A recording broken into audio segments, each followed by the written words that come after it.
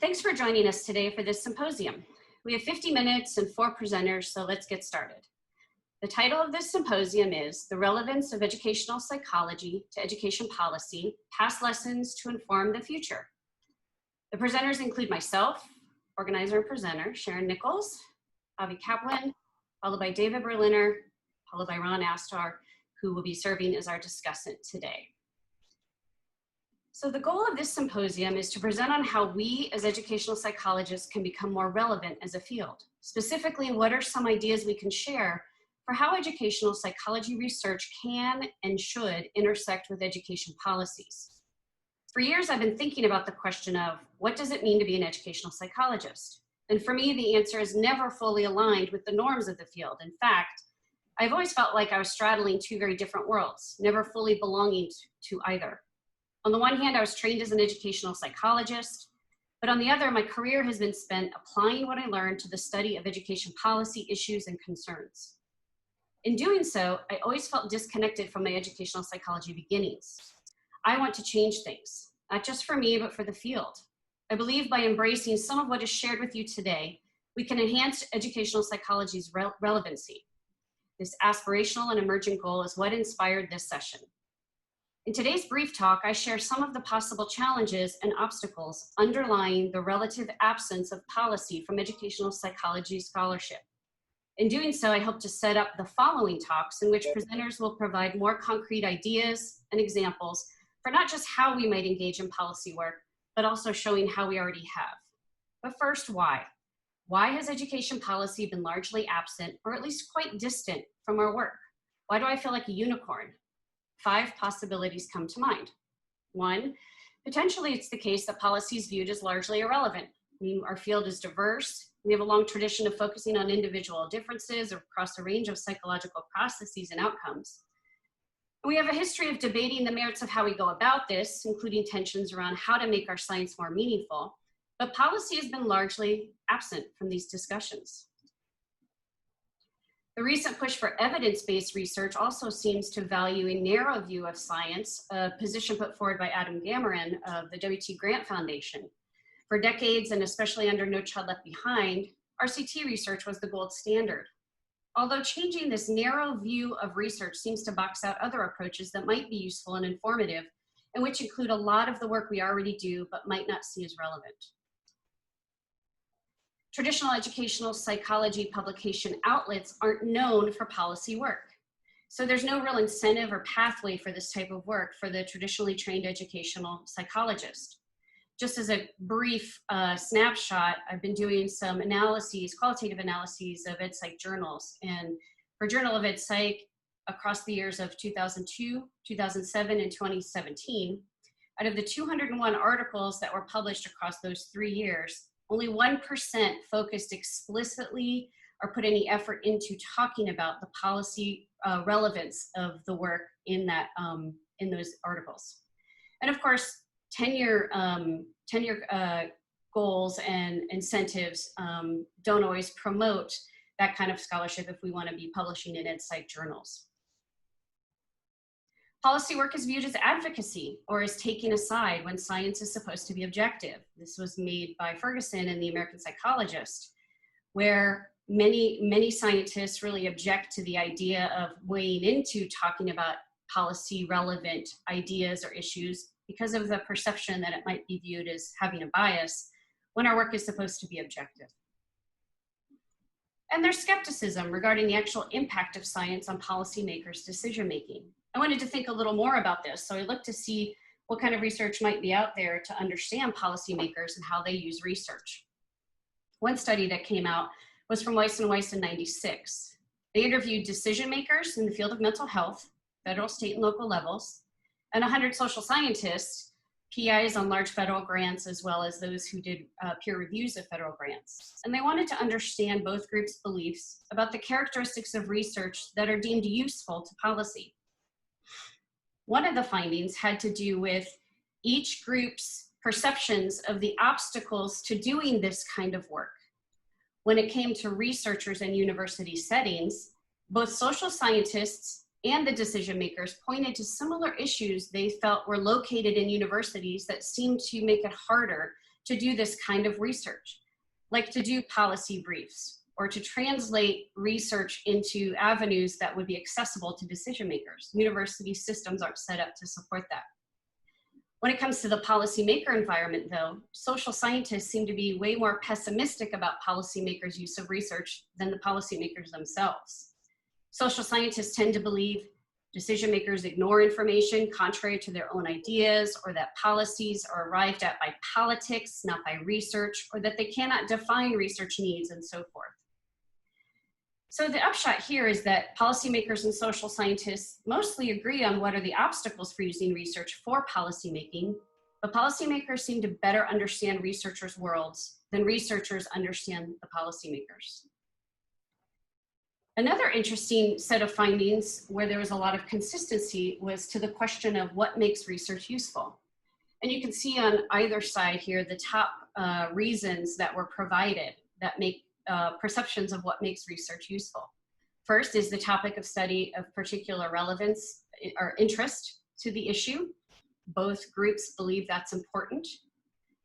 Does the study look at variables that decision makers can actually do something about? Is the report understandably written and therefore not overly technical? So we see some consensus here as to what does make it useful to policymakers. In another series of questions, they asked folks to read abstracts of actual research studies and to comment on what would make that study even more useful to decision makers. And again, there was some wide agreement. They wanted better conceptualization of the problem, less superficial or more comprehensive. They needed more information on methods, subjects, and so forth. So in general, 72% of decision makers believed research could be more useful and would be more useful with improvements in things such as methodology, the recommendations provided, sampling analysis, and so forth. So I kept looking to see if there's something more recent, and I found something recently in the American Psychologist by Bogenschneider and al. They interviewed policymakers for their insights regarding the use of research in their decision-making. They interviewed members of the Wisconsin legislature and a random sample of legislators in Indiana. Over a course of 3 rounds of face-to-face semi-structured interviews, what makes research useful? Or how do they use research in their decision-making? So what you can see on the left is a summary of the main ways that policymakers reported that they use research. And what's in red is mapped onto a framework of how policy is used, or how research is used in policy making, provided by Nutley et al. That sort of provides this sort of conceptual way to think about the utility of research. So according to Bogenschneider's work, policymakers report that they use research to help them persuade others by developing arguments that support their view or anticipate other opposing views, to educate others, or to earn trust of colleagues as knowledgeable and credible. So that maps on to what Nutley calls a strategic or tactical use of research to further a particular argument or point of view. But there's also this other category in use of research, which according to Nutley is more about using it for conceptual purposes, to just generate ideas and general enlightenment. So on the left side, you see the policymakers report providing a large context for thinking about issues, an enlightened understanding of the complexity of issues, to define problems, to improve the decision-making process and enhance debate. And the third main category, and this is by all means not comprehensive, there's other typologies here, but here we find designing good legislation or instrumental use of research to actually help craft legislation. So you can see that there's a place for research in a variety of ways that policymakers use them, not just to provide a specific answer, but to help them think about the complexity of issues. So I've been thinking about this for some time, and what I call a call to educational psychologists to engage in this work that I call policy engaged scholarship. And I define that generally as research that is strategically and intentionally designed to inform policy, analyze, describe, or document policy implementation, or analyze policy effects. And in thinking about how we do this, there's much to say and think about here, but in general, I think about some probable features of this kind of work to include things like mixed methodologies, to be able to evaluate processes outcomes. Gamma proposes sequencing studies over time to really drill down on a particular issue. Something I think is really important is to design studies to be more localized and to understand the intersection of context and practice. And here I define context as the affordances and constraints offered to or perceived by practitioners by a specific policy or set of policies. So I see policy as the contextual framework. So for example, under high stakes testing regimens, which continue to today, we know that teachers are asked to get students to pass tests for all kinds of, to avoid or to attain all types of consequences. So within that, there's this pressure applied to teachers to be able to get students to pass tests. But we don't know a whole assortment of things about how that intersects with varying contexts and varying populations. What happens in high income, high socioeconomic status context, low socioeconomic status context with mixed ability learners? What are the real lives, real experiences that teachers have that are arguably quite complex living within this particular policy? And we can look at it across a range of policies. Disciplinary practices and policies vary across this nation. And we know there is systematic inequities in who is disciplined. And so understanding how that policy translates to practice is a place that I think educational psychology scholarship can really contribute. We could also adopt and apply our existing theories, which we have very rich theories in our field, in these different contexts to understand the variation in policy perception, in their adoption, in their implementation, and their outcomes. For example, there's an article in American Psychologist where the authors used attribution theory to understand policymakers' inclination to support or reject anti-poverty measures. So our field has a lot to offer. We just have to find these ways to connect. And I think the subsequent presentations will offer some more ideas for thinking about this. So if anyone has any questions, here's my contact information. And Henry and I say thank you and stay safe. So thank you, Sharon, for setting up the symposium and the presentations. As Sharon emphasized, as a community of practice, educational psychologists are unpracticed in considering how educational policies might affect the phenomena they study, or how to approach researching the relations of policy and psychological processes. So in this presentation, I will offer a framework for researchers seeking to conduct policy-oriented educational psychology research. I will start by explicating a main assumption of investigating the role of policy in educational psychological processes. I will then offer steps for approaching such investigations. And I will end with a brief example of applying these steps to the design of a small-scale study on a specific policy-related educational psychological phenomenon. The foundation of policy-oriented educational psychology research is that educational psychology and educational policy are intertwined. Here I emphasize one assumption about this relationship, which is that educational policies aim to shape the educational context within which people make meaning and take action.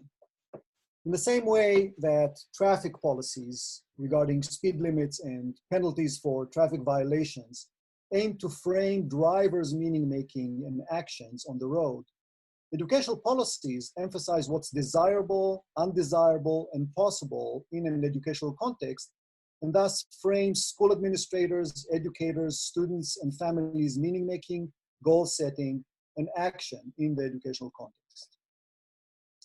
The implication of this assumption is that the overarching purpose of policy-oriented educational psychological research is to answer the question how educational policies influence the educational contexts that frame people's learning, motivation, achievement, personal and social development, and well-being. So how can educational psychologists approach such research? Pragmatically, the framework I offer integrates what are arguably essential elements of policy-oriented educational psychological research. An educational policy, an educational phenomenon that involves educational psychological processes, an educational psychological theory, a research methodology, and dissemination of the findings to targeted audiences. All of these elements focus on the defined educational context related to the policy. Integrating these elements into the design of a study involves several interdependent steps. The list of steps that I'll describe is not innovative or unique. Rather, it reflects quite a normative, systematic approach to research. However, it explicates this approach with the additional focus on the role of policy in shaping the context that frames educational psychological processes. The one important step in policy-oriented educational psychological research involves identifying the educational policy of interest and defining the boundaries of the phenomenon of study in relation to that policy. Policies come at a variety of scales and forms, from big P national policies to small p policies in a specific setting. Now, since the policy-related educational phenomena are multifaceted, an important step involves defining boundaries around the phenomenon of interest for the investigation, characterizing it on dimensions such as the focus manifestation, its scale, whether it's national, state, municipal, district, maybe the building level, the educational setting, the population, and the period of time during which the phenomenon is going to be studied. These decisions involve various considerations, including the focus of the policy, societal value, potential impact, and of course, the feasibility of the study. A related step concerns the emphasis on educational psychological facets of the phenomenon. Educational phenomena are rich and complex with a variety of processes that can serve as foci for investigations from different disciplinary perspectives, each with its own value that is complementary to the others. Policy-oriented educational psychology research would emphasize the educational psychological processes undergirding the phenomenon: people's learning, motivation, personal and interpersonal behavior, and development. Now, notably, such an emphasis can stand on its own as a focus for investigation, or it can serve to complement a broader multidisciplinary or interdisciplinary investigation that integrates multiple foci in order to understand the phenomenon more holistically. By definition, policy-oriented educational psychological research is use-inspired. That is, it's simultaneously aiming at understanding the phenomenon as well as considering its applied implications. But even within this category of use-inspired research, research goals can give primacy to theoretical understanding over application, to application over theory, or position the two on equal status and as interdependent. In more simplistic terms, these differences might be phrased as the respective primacy of generating insight, propelling change, or both.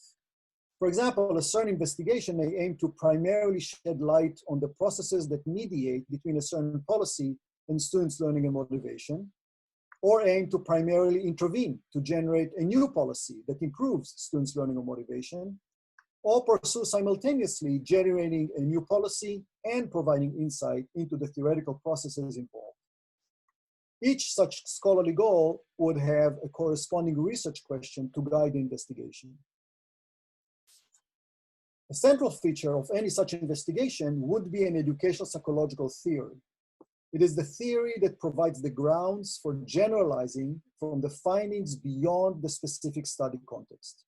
Selection of a theory involves various considerations, including the intention of the policy, the focus and boundaries of the phenomenon of interest, features of the particular setting, and of course, the researcher's expertise and interests. Arguably, the emphasis on the role of context in policy-oriented educational psychology research calls for preferring theories that explicate the role of context in educational psychological processes. Along the assumptions that the target phenomenon in policy-oriented educational psychology research is contextualized, the research falls within the broad category of case study. This implies collecting rich enough contextual data to afford interpreting the findings along the features of the particular context. The more particular methodology should correspond with the nature of the scholarly goal and type of research question. Studies aiming primarily at understanding may adopt any methodology that allows insight into the policy influence on the context and the educational psychological processes. This could involve any combination of observations, interviews, questionnaires, to be administered in the relevant setting to the relevant participants in a schedule that corresponds with the boundaries of the phenomenon. Investigations aiming at change would adopt intervention methodologies. For example, a primary goal of local change in policy and practice may prompt adoption of action research as a methodology. And when pursuing both change and contribution to theory, the methodology may be design-based research. Intertwined with the other steps and as important to successful investigations is consideration of the target audience for the findings and for effectively communicating with this audience.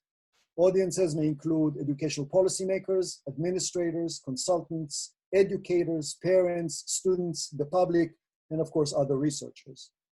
Effectively reaching each audience requires consideration of particular outlets, specific journals and conferences, news outlets, white papers, policy briefs, policy hearings, popular and traditional and social media, webinars, and public speaking. To provide a concrete example of the framework, I focus on a small-scale project that could be feasible for an early career scholar who does not have much extramural funding. The focus is on a local policy, a school district's grading policy. School districts set grading policies that determine cutoff points for pass-fail, conversion guides between numbers and letter grades, and marking guidelines for report cards. Now, not surprisingly, such policies can be controversial, and teachers, parents, administrators, and the public often squabble about them. The current example was triggered by a change to the grading policy at the School District of Philadelphia. During September 2017, the school district lowered the failing cutoff grade from 64 to 59. In addition, whereas before teachers were able to assign report card grades as low as 0, the policy change indicated the lowest grade possible on report cards as 50. Now, this new policy raised a public debate, with some arguing that the changes leveled the playing field for students, while others contending that they weaken academic standards. Majors' hopes for the policy and concerns reflected different assumptions pertaining to educational psychological processes, such as the effect of the policy change on students' motivation. For example, the superintendent suggested, quote, "This is a grading scale that gives young people a chance so they will continue to try." In contrast, a high school teacher expressed the contrasting view: how are we creating students that want to work hard if they know that they can show up, do the bare minimum, and pass? So what might an educational psychology study into this policy look like? Applying the framework, the policy is given, the district's grading policy. And the general phenomenon is high school students' motivation, engagement, and persistence, particularly among students with low achievement who are likely to be most affected by the policy change. For the small-scale study example, I bounded the phenomenon at a single high school in the lower SES neighborhood in which school attendance is low and dropout rates are high, focusing on the junior year level in the subject domain of science and the duration of a semester. The educational processes emphasizing the phenomenon are the junior year science teachers' motivation and grading practices, and the junior students' motivation and engagement in science and their future educational aspirations. The primary scholarly goal of the study is to understand the impact of the policy on science teachers and students' motivation. The research question is, how does the district's new grading policy influence the context that framed the science teachers' motivation and grading practices and the juniors' motivation and engagement in science? The educational psychological theory I selected is achievement goal theory, and I'll apply it to conceptualize the influence of the policy on teachers and students' perceived goal structure, or the messages about what's the purpose of teaching, learning, and achievement in school, and how these may mediate their personal achievement goals self-perceptions, emotions, decision-making, and actions. Correspondingly, the methodology would be a mixed methods semester-long case study that involves observations, document analysis of assessments, interviews and focus groups with the teachers and students, and questionnaires assessing achievement goal structure, personal goals, motivation, and action. Finally, the dissemination could involve a report and presentation to the building and the district administrators, news reports in local Philadelphia media outlets, conference proposals for ARA Division L, Education Policy and Politics, APA Division 15, and NARS, the National Association of Research on Science Teaching, and corresponding empirical articles for the Journal of Education Policy, the Journal of Experimental Education, and the Journal of Research on Science Teaching. In conclusion, it is high time that the field of educational psychology attends to its relevance to educational policymaking. The task would require shifting attention to the role of policy in the educational contexts that frame educational psychological processes and adopting a policy-oriented research approach. The framework that I offer could provide a scaffold for researchers aiming to pursue such investigations. Thank you. Okay, the origins of this paper comes from a politician. I was talking to him about why the Arizona legislature wouldn't pay attention to those of us at Arizona State University. And he said, David, in the Arizona legislature, facts are negotiable, opinions are rock solid. It's a wonderful quote.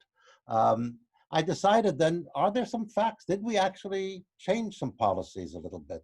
And have we made some impact with our psychological science? So today I will describe briefly how 5 different contemporary educational policies have been influenced, though not always changed, by social science data. I'll also argue that we need more policy-oriented research, even knowing full well that such research does not often influence policymakers as much as we might want. Reasonably solid facts derived from research and a sensible theory in which those facts are embedded, as Avi just presented, simply do not convince as many people as they should. A salient contemporary example of this, of course, is mask wearing in the USA during our pandemic. I start with these examples with a powerful historic example of how social science, psychology in particular, was used in federal court to win an important case. In 1954, the Supreme Court tried Brown versus Board of Education. The Brown family claimed that separate schools for Black and white students were inherently unequal and could not be made equal.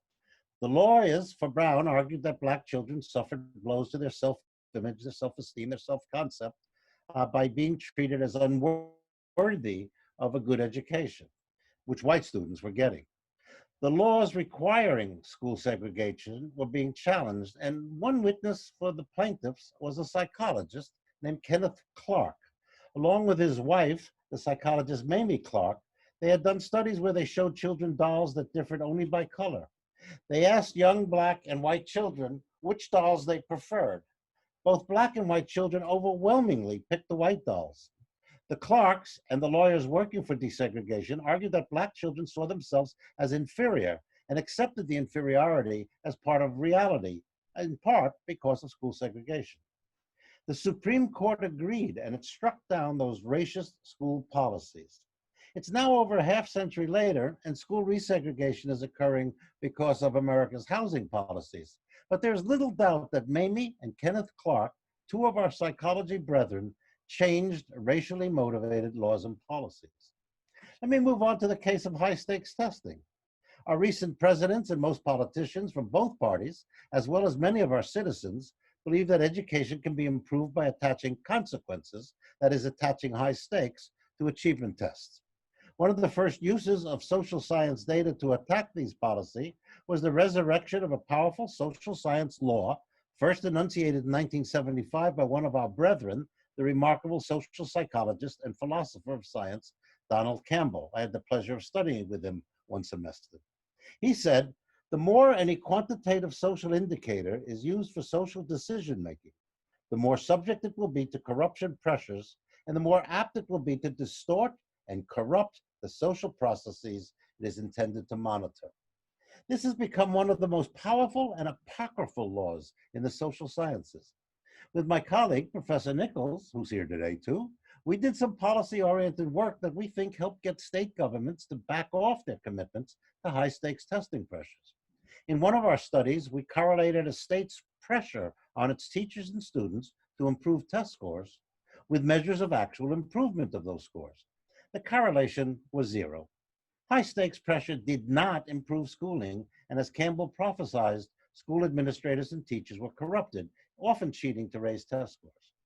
The opt-out movement, where parents keep their children from taking these detrimental tests, is also based on numerous social science studies, demonstrating how destructive high-stakes testing policies have become. Because of social science research, national, state, and local testing policies have changed. Not fast, maybe not enough, but they have changed. Let's move to another case of how social science in general and educational psychology in particular influence policy. This is the case of the sudden rise and quick demise of value-added models of teacher competence. Value-added models, or VAMs, attempt to measure a teacher's impact on student achievement. That is, the value he or she adds, apart from other factors that affect achievement. A typical VAM would take a previous measure of a student's abilities, like a previous year's achievement test score, and then look at gains on a similar test given to students of their current teacher. Any gain from the baseline established by the old test is attributable to the current teacher's skills and abilities, excluding all other hypotheses about what might have affected those scores. The fools that argued for VAMs as a way to identify good teachers and fire bad teachers were arguing something really odd. They were saying, essentially, that a class with no special ed students, no English language learners, and no poor children one year is just the same as a class with quite a few of such students the next. Who was in a class was irrelevant to the VAM advocates, as they looked simply at the gains made by students of a particular teacher. Clearly, VAMs were recommended by scholars who had never taught. Many economists and many school critics were enamored with VAMs, but dissenters demonstrated the amazing lack of reliability of VAM scores from year to year, even from class to class with the same teacher in the same school during the same year. My colleague, Audrey Amron-Beardsley, and her associates reported that a Houston teacher had 16 VAMs computed over 4 years of her teaching of high school math, reading, language arts, science, and social studies. The result of this single teacher was 8 positive VAMs, indicating she was better than most other Houston teachers, and 8 negative VAMs, indicating that she was worse than most other Houston teachers. Her supervisors could have flipped a coin to see if this teacher was adding value for her students.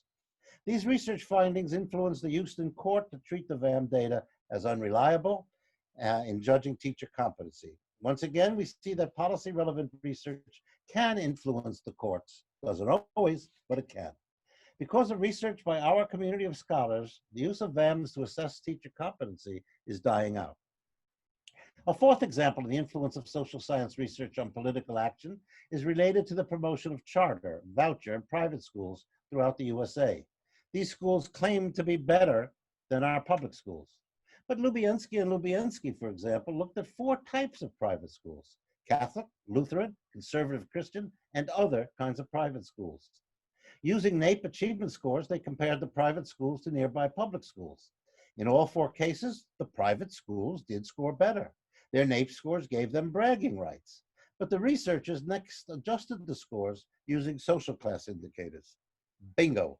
When social class was taken into account, none of the 4 private schools did as well as the public schools. The obvious conclusion, and this apparently holds worldwide, is that the private school advantage is simply an artifact of their social class advantage. Charter school achievement has also been looked at. In case after case, they have not enrolled or dismissed students who do not conform to charter school demands. For example, 4 of the nationally recognized and self-declared best charter schools in Arizona had 0% free and reduced lunch students one year, though 35% of Arizona's children receive free and reduced lunch. Having 0 poor children always helps a school to look like it is achieving more. These same 4 charter schools also had 0% English language learners, though the state data says 7.5% of the children are English language learners. Further, it was found that one of these supposedly outstanding schools enrolled 144 students in 5th grade, but they graduated from high school 21 students. Dumping students they don't like is common for charter schools.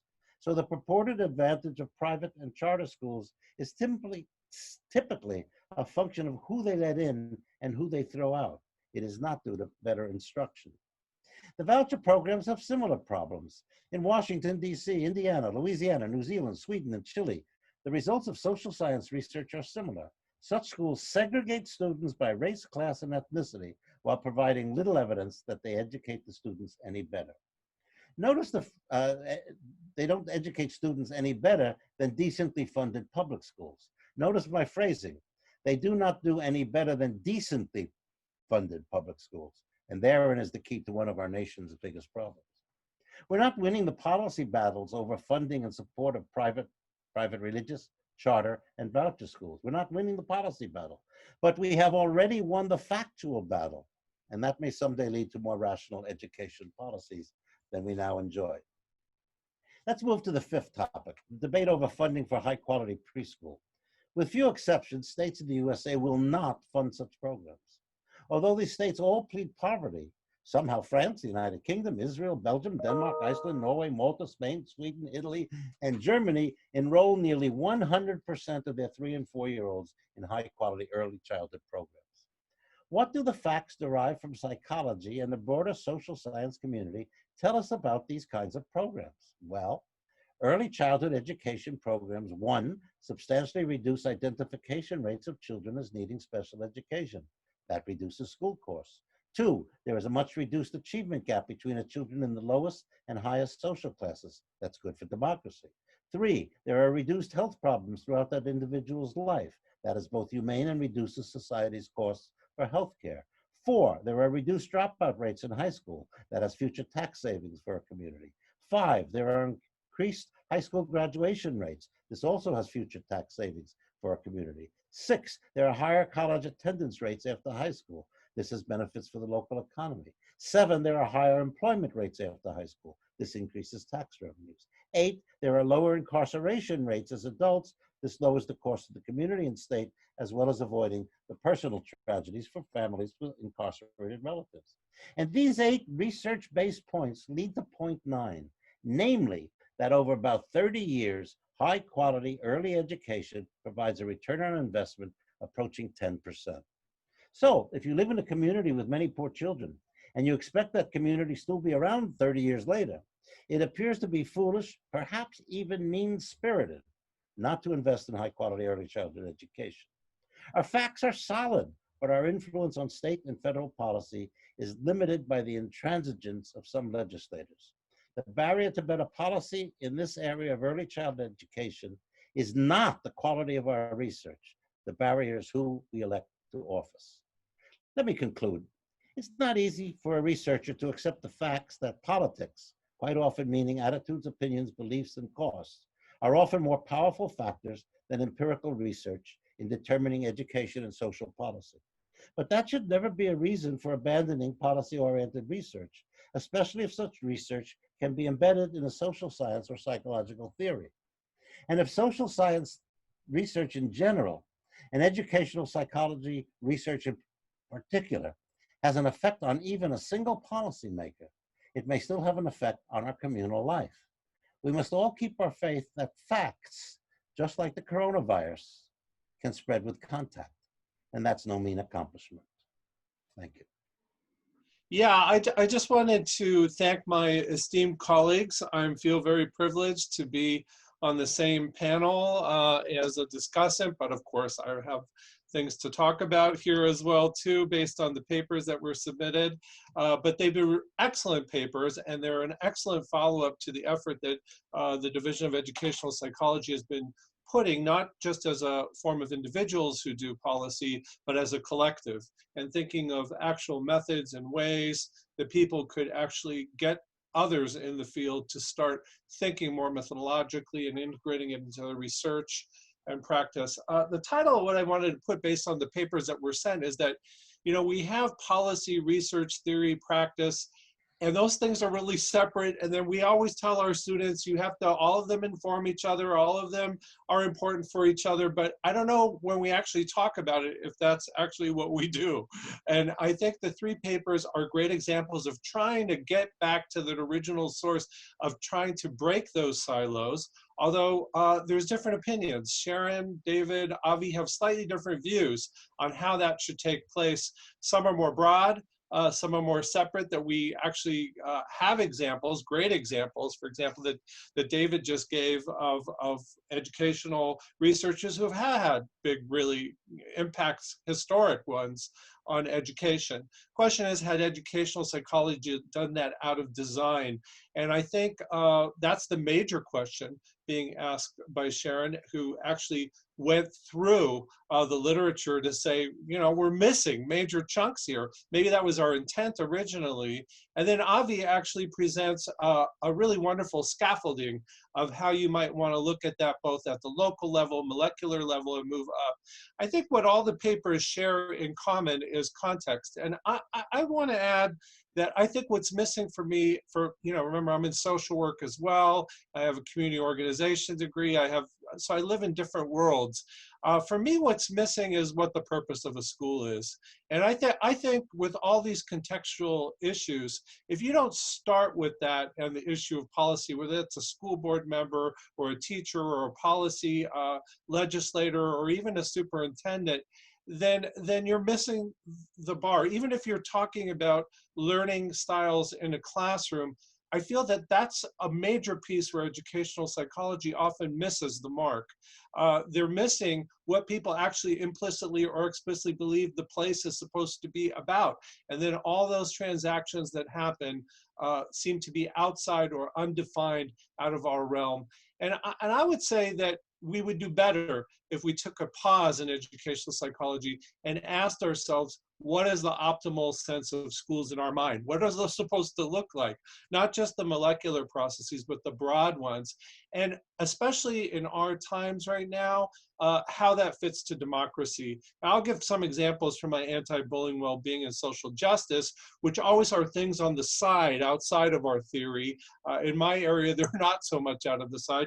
And I would argue, building on Avi's and Sharon's, that those have to be not thought of after or retrofitted or applied in the way that David said, but they have to actually be part of your theory to begin with. They have to be part of your intent to start. And if we don't have this clear in our minds in education, it's going to be hard to actually implement all 3 of those things in a coherent way, although they could all be done.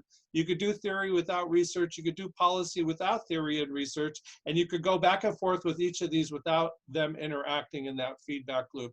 So I want to start with the kind of lens that I think we should.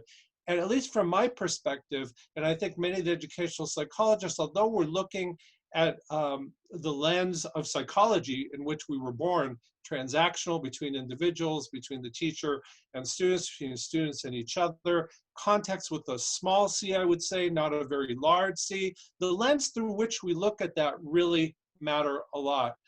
And I would say for me, underneath that all, I kind of have a sub-theory that schools are supposed to be caring, loving, supporting places where you could get self-actualized, you get your needs met. We don't often talk about that in our research, but that's where our theories are kind of implicitly heading. And it would be, I think, better for us to be explicit about that. And for me, it's very obvious in terms of the zero tolerance and bullying kinds of issues that are big policy issues. But they have something to say about how we teach math. And how reading is either punitive or not, or whether kids are engaged or motivated to even come to school in schools that are underfunded and look like fail factories. It's not just the level of instruction, it's all the stuff that comes with it. Now, this is not a new idea. Abigail Adams, one of the founders, actually believed that the purpose of school was democracy. We have Jane Addams, one of our heroes, looked at the integration of different immigrant groups and poverty, and Hull House, Nobel Prize winner, also believed schools had to be part of integrating into our democracy and not just for instruction. We all know the work of John Dewey and community.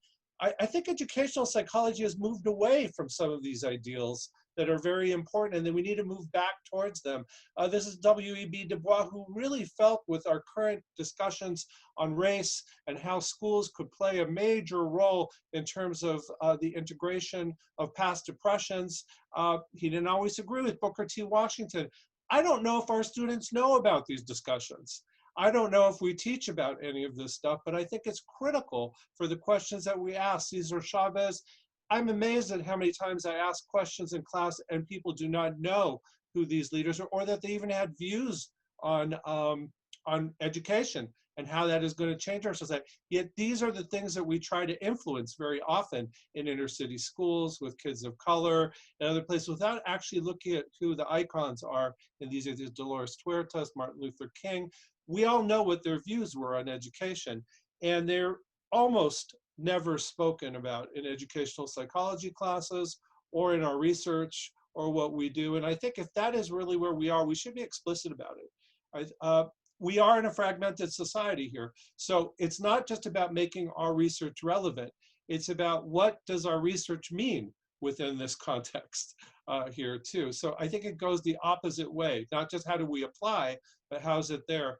We don't need a better example than the coronavirus right now in terms of what relevance does our work have in the midst of a pandemic. And I think if we're struggling for that, we need to look at our theories and our empirical. And I think Avi and David and Sharon are giving us a sense of how we need to retrofit. But I don't think it's just about application. I don't believe it's just about translating it so other people can understand. I think it's the theories and the methods themselves that have to actually be re-looked at and reintegrated. This issue of cross-cultural, the assumption that we inherited from psychology in terms of looking at samples, many of the presenters today talked about context, but each cultural context is so different. And getting back to the issue of what is cross-cultural, what are universal patterns, and then what are contextual patterns within each culture that are different. Even if you look at an issue like motivation, or school attendance, or this, that matters depending on where you are in a city, by geographic location, by income, by who your parents were, by the country that you came from. And that's true in other countries as well. Oftentimes we present theory as if it's uniform and universal, and that is a product of psychology, is it trying to make things universal. I believe we need to start integrating the issue of variation, particular variation in context, not just in individuals, as we go forth. And that will help us a lot in policy. We don't need another explanation of Black Lives Matter. Time and history matter. I don't remember, other than David's talk right now, the last time that people really infused history into their work. What worked 15 years ago or 20 may not work now. What is a watershed moment with Me Too or these other movements may not work 5 years from now, but that somehow is left out. It's not reported in the articles, it's not reported. And I think if we're going to look at policy, time and history in these watershed moments matter. We need to start bringing them not in the end, but at the very beginning again. In my area, we have school to prison pipeline. We have issues of mental health that I look at, substance use, specific categories. These are the kinds of variation and intersectionality around topic that we could actually take some of our concepts, even with issues of motivation, even with issues of discipline and school to prison pipeline. You could apply educational psychology theories such as motivation. Again, I'll pick that up since that's what we very often associate with recent educational psychology studies. There's not a lot on that. If you look that up, it's not applied necessarily to populations, and it could be. All those things would make the research more relevant, but more importantly, it would change our theory and it would change our methods if we actually intentionally included that. I'm trying to see the last study I could find using educational psychology, even on issues of disabilities and the various different kinds of disabilities, other than learning disability. Oops, that means that I'm a little bit over. I'm gonna take a few extra minutes. These would all help, in my view, if they were all in the context of, again, what is the purpose of our school in terms of being caring and wrapping around our communities. I want to argue that it's not going to be a molecular thing, window air conditioning. It's going to be more central air. We're going to have to revamp our theories and our methods so that they actually speak with each other. I'm going to just show you one more chart here. And I would argue this is the theory that I was trying to do in terms of bullying and violence. But as you can see, there's ecological layers that go around all this internal part, which are the transactional things that happen within a school between teachers and kids and kids and kids. Recently, when you look at these outer ecological layers, I had to actually, and this is especially pertinent to Avi and Sharon's papers, I had to redefine my work so it's not interpersonal or just school oriented, so that when I'm actually doing bullying work, I could have something to say about the neighborhood. That's not somebody else's domain. That would be my domain in terms of my theory. And what does that mean in terms of the top level over here, in terms of the time of the day, the watershed moments, the historical, well, what does that mean in terms of the organization of the district? And up until 3 or 4 years ago, I would see that as outside of my realm in psychology, not necessarily as part of my social work function. But in recent years, I've realized that if I don't move that into my theory, and I don't incorporate that from the get-go into my things, then I may not actually have this long-term impact, because poverty will always be this kind of control variable that's in there, or a case study. But it's not part of actually what I research. So I have more slides here based on your work and your papers that you read on where we could go to actually expand it in specific contexts where that could actually change policy long run in a systemic way. But we don't have time, and I want to leave time for discussion. I just want to say again that it will change if educational psychology started thinking that education is, again, not the preparation, but preparation for life, but education is life itself. But for me, that's a great, important, meaningful quote. And I'm going to stop right there so we have enough time for discussion.